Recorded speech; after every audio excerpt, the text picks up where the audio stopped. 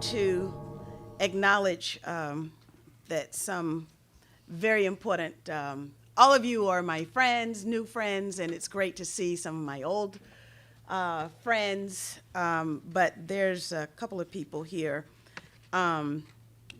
whose name I want to just call in honor of their presence. One is Senator Mike Gravel, whom I will be with in Boston on the 13th. And of course, Michelle Chasudovsky. This is the first time I've had the opportunity to spend a good amount of time with him, and he invited me to participate in the event in Montreal. Also, Splitting the Sky, the most courageous man in Canada, for sure.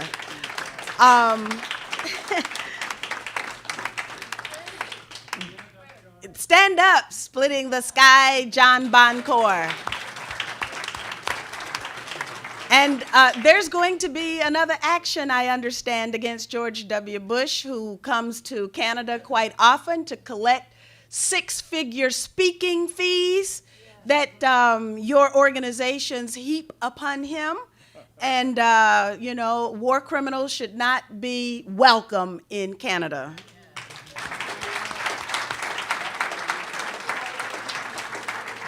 And then there's Mahdi Darius Nazimroya, who's sitting in the background, but who needs to stand up, because this young man I know he's so shy, but he better stop being shy, because what he did took an awful lot of courage. Now, I went to Libya at the beginning of the crisis, and he was there at the very end of the crisis. And Libya is a part and parcel of the continuum that was started with September 11th. Now, one of the ideas, I'm going to be very brief in my remarks, but one of the ideas that was put forward last night in Montreal is that 911 was a coup. So I want to start there. It was a coup in the United States. And as a member of Congress, after it happened, I had a lot of people who came to me with what they considered to be inside information. And there was one, actually there were several gentlemen, African-American gentlemen who were with the military, who suggested that the planning had begun a decade earlier, and that they might have been a part of that planning. Now, I don't know about that, because, I didn't have really the opportunity to check out everybody who came, even those who seemed to be a little more cogent in their representations to the congressional staff, and then ultimately to me. But I put that there because there might have been something to that. And then the other thing that I think is vitally important is to understand the context of what was happening in the United States and what was happening in the world at that time. And that's why I believe the theft of the 2000 presidential election was so important. Because if there indeed was planning before, then there had to be staging. And you had to have the right individuals in place for this to actually be carried out. And that's not to say that had Al Gore and Joe Lieberman occupied the number 1 and number 2 slots in the U.S. government, that this would not have happened, that the very same personalities would not have been there, because it is clear that those who seek to wreak terror inside the United States as well as outside of the United States have managed to penetrate both the Democratic and Republican parties.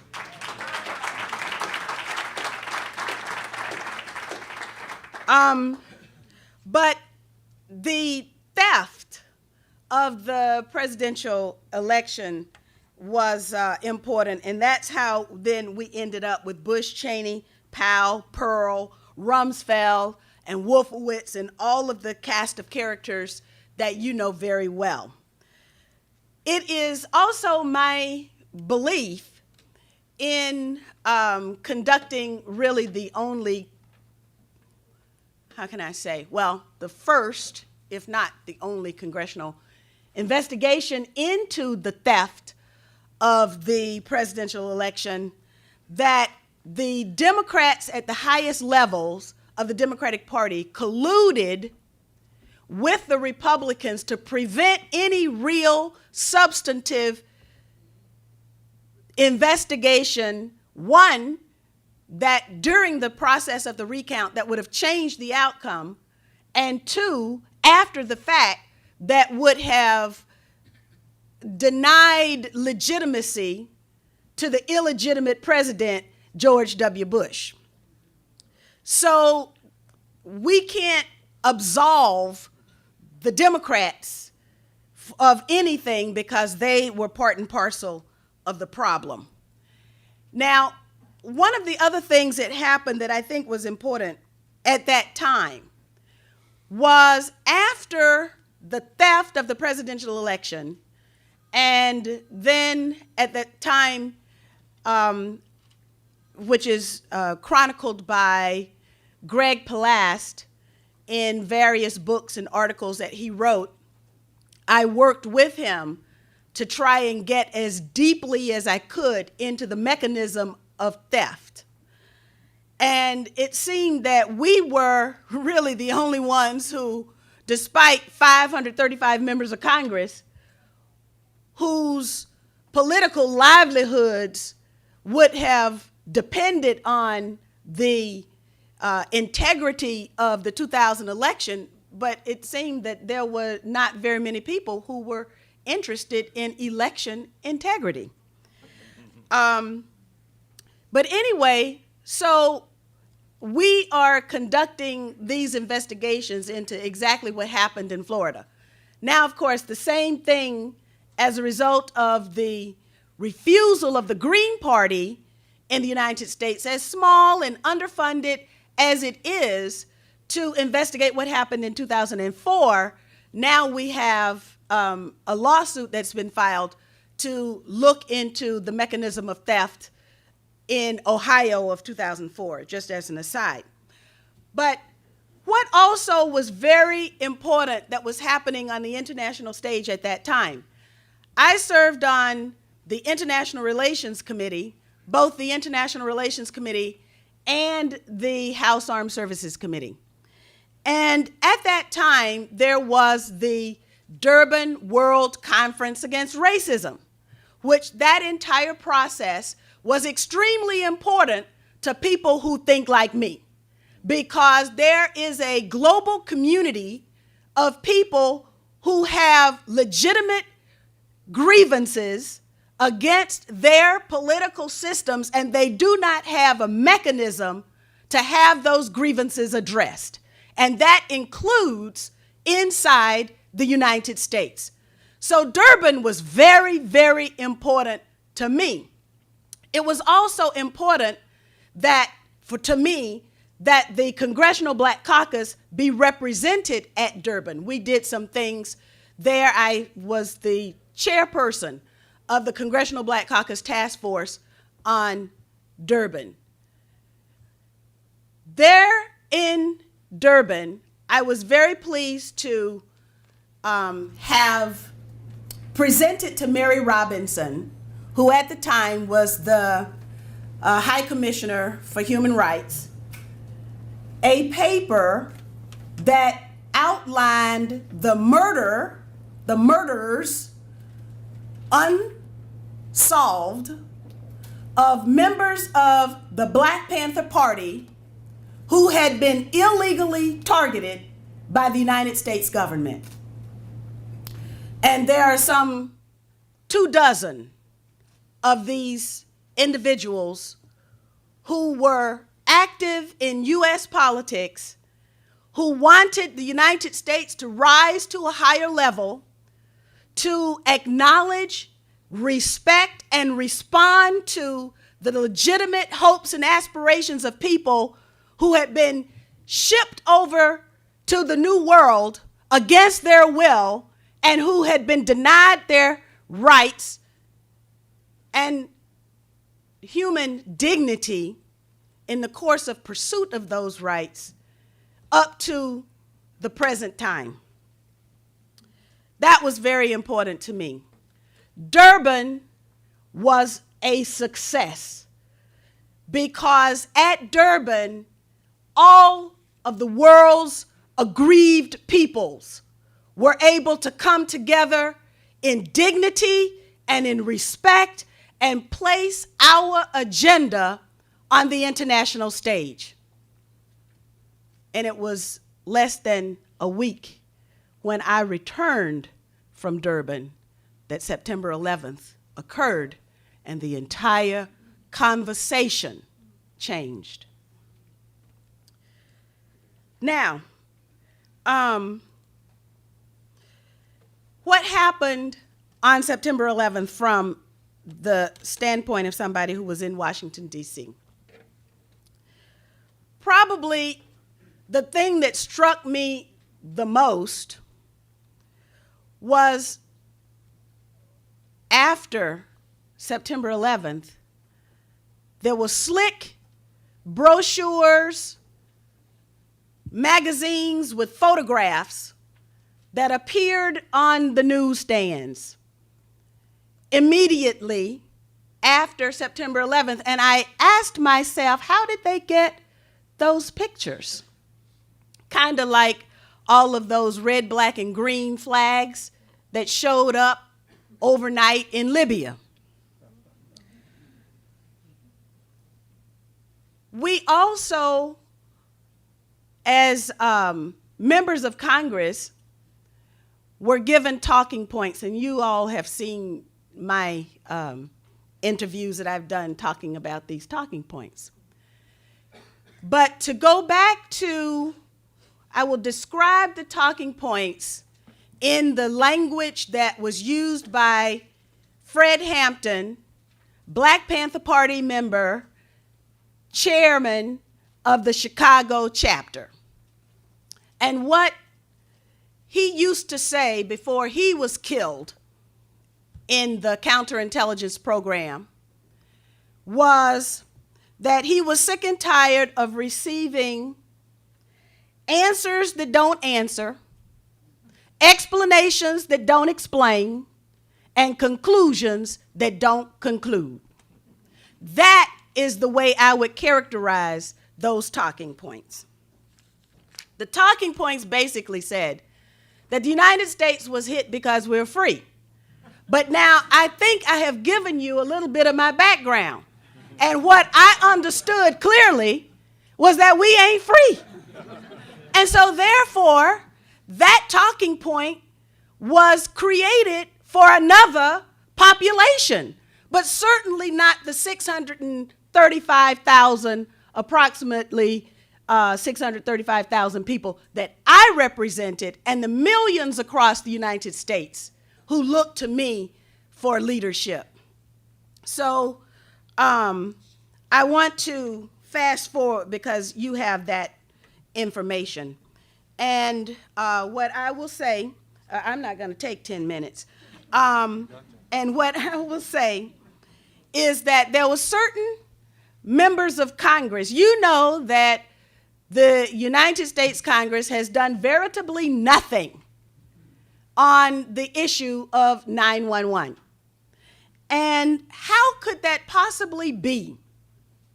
There are 1, 2, 3, 4, 5 members of Congress, now former members of Congress, whose names I want to call, and I will start with Earl Hilliard. Earl Hilliard was the first Black member of Congress elected since Reconstruction from the state of Alabama. Earl Hilliard did something that no Black member of Congress is supposed to do. he thought he was a full member of Congress. He served on the House International Relations Committee with me, and he dared to do something that was not permitted. He traveled to Libya to establish relations with the people and the government of Libya. He was slapped back in a cruel kind of way, and he was not reelected in 2002. This is all connected. James Traficant, you might know that name. James Traficant was one of the few, these people that I'm naming had they been in the Congress, they would have at least tackled what happened on September 11th in a very serious kind of way. James Traficant had the misfortune of representing a guy by the name of Jim Demjanjuk. And I don't know if you're familiar with that name, but he was accused, this gentleman was accused of being a guard at a concentration camp. He went to his member of Congress, who was James Traficant, and James Traficant defended him. Case went all the way to Israel. He was found not guilty, and now I think he's like 91 years old, and he's still being targeted, but now he doesn't have Jim Traficant because Jim Traficant was kicked out of the Congress as well. You all know my story, and there's another gentleman by the name of Bob Ney who learned a little bit too late that certain lobbyists you shouldn't associate with, and he got caught up in the Abramoff scandal, and he's not in the Congress either. And then there's Kurt Weldon, who actually talked about Abel Danger. And Kurt and I served on the House Armed Services Committee together. And so when Kurt stumbled on Abel Danger, then I reached out to Kurt, Republican from Pennsylvania, and decided that we would work together. Kurt, in the election, just prior to his reelection, his home and the home of his daughter was raided by the FBI. That's not exactly the kind of environment that will foster people to vote for you. And so Kurt also ended up not winning his bid for reelection. The 2004 election, I decided to run for Congress again. 2005, you all are aware of the 8-hour congressional briefing on 911, which to date is the only serious briefing that was held on Capitol Hill on this subject. No one has touched it since.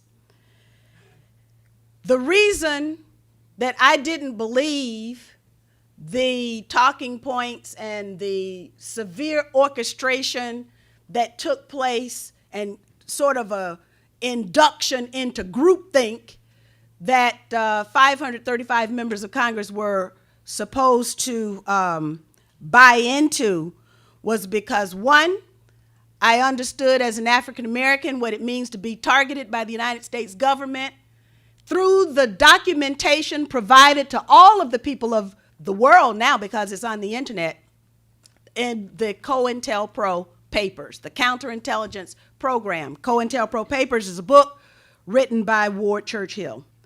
I also was very well aware of what the United States government would do to communities of color, because there was no such thing as crack cocaine until the United States decided that they wanted to impact policy in Latin America and they needed to finance it. Operation Northwoods, I called in James Bamford to explain to me Operation Northwoods. And there in my government's own writing is a most diabolical plan, eerily similar to what happened on September 11th. So, therefore, I think that when I filed those articles of impeachment against George W. Bush, he was highly deserving, Bush, Cheney, and Condoleezza Rice. And sadly, as a result of the census and the reapportionment process, many people went to Dennis Kucinich, who declined, although he had the chairmanship for a brief time and the ranking member leadership on the House Government Affairs Investigations subcommittee that could have done some additional work, did not do it. But now, because of the census and reapportionment and redistricting, and the fact that he comes from the state of Ohio, he's been targeted for elimination from the Congress. And so those voices that have been the voices that we, people who think like us, rely on to tell the truth are not there. And something has to be done in order for us to retake that most important site of policymaking, the Congress. It's supposed to be the people's voice, but right now it is not. So with that, I will say thank you for inviting me to present.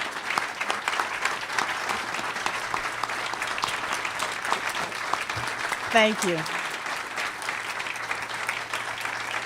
Thank you, audience. Thank you, Congresswoman Cynthia McKinney. We have a few moments for questions from panelists, should you have any, but very, very few moments. Yes, okay. Professor Lee? Thank you, Ms. McKinney, for your excellent comments. Could you say a few more words about what happened in the only serious congressional hearing on 9/11, and is there any documents that we can have access to? Oh, you know, that's been a deficiency of mine. It's like, yes, there are documents. We had Peter Dale Scott. We had national security whistleblowers. The questioners were Wayne Madsen and Mike Rupert. We had former CIA people. We had the Jersey Girls. We had everybody who was anybody who had done any kind of research into what happened. And we had the panel of experts like you guys that made the questions. And basically, I think the documentation, I have to go to the congressional staffer who put it together and see if we can put them up on the internet, because we do have them. Okay. We could follow up on that. Okay, great. I need help. Thank you. I'm too busy doing other stuff. Professor, just a moment, Congresswoman, if you wouldn't mind, can we take another question? Professor Johnson? Yes. Thank you. Thank you, Congresswoman. Very interesting and touching presentation. We are on this panel with the help of James Gorley going to produce a report. That report will summarize the findings of these hearings. I wonder if you'd give us some advice on how we might best use that report to reach the political part of the political spectrum that might be sympathetic to what we're doing.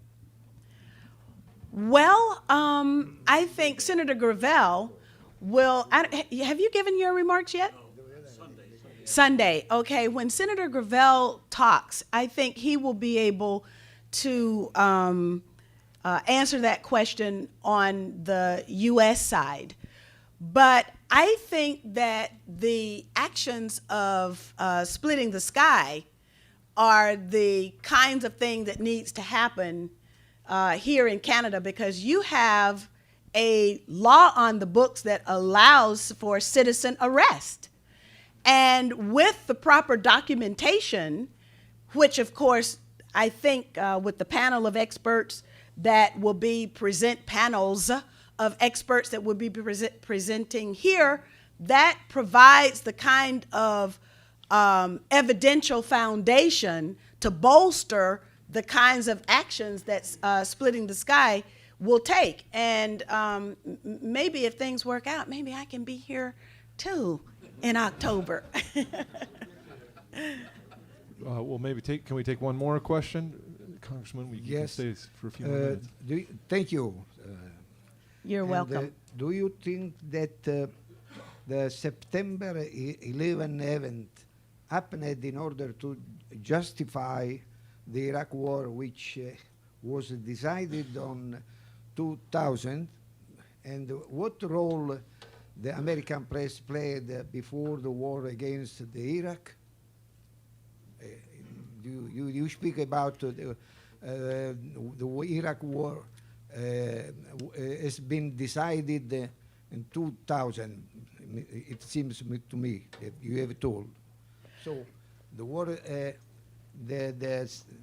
11 September event could be agevolated, come si dice, sì, promoted this just in order to justify. Yes, there are some people who believe in the pronouncements of their government. And there are some people who believe in what the media tell them. They believe it with every fiber of their being. They believe it. If it's on the television, if it's on the CBC, it's true. If it comes from, you know, your previous prime ministers, it's true.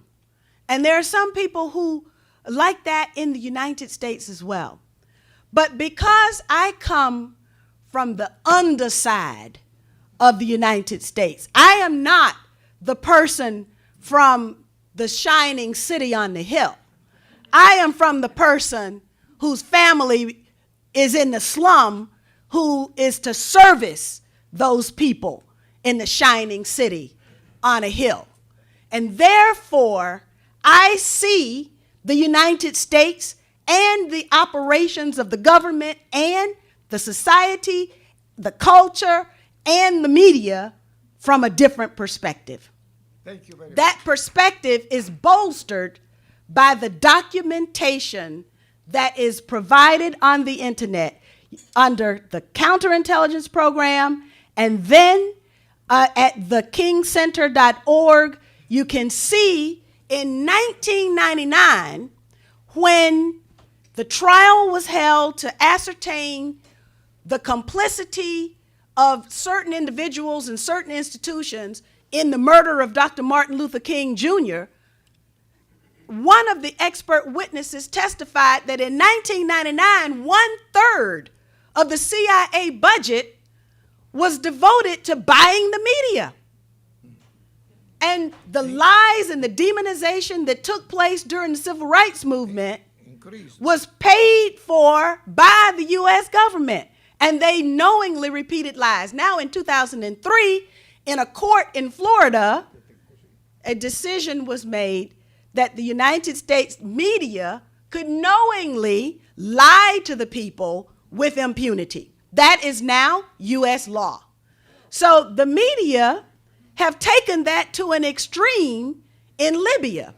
And there was a time when I would tune in to the Canadian media so that I could get the truth, because I knew I wasn't getting it from the U.S. media.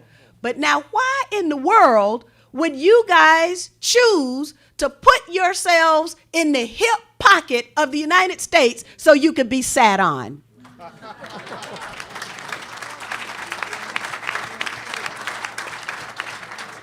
We all need a movement of the people, so that we can take our countries back from whatever this is that's got it. Thank you. Thank you.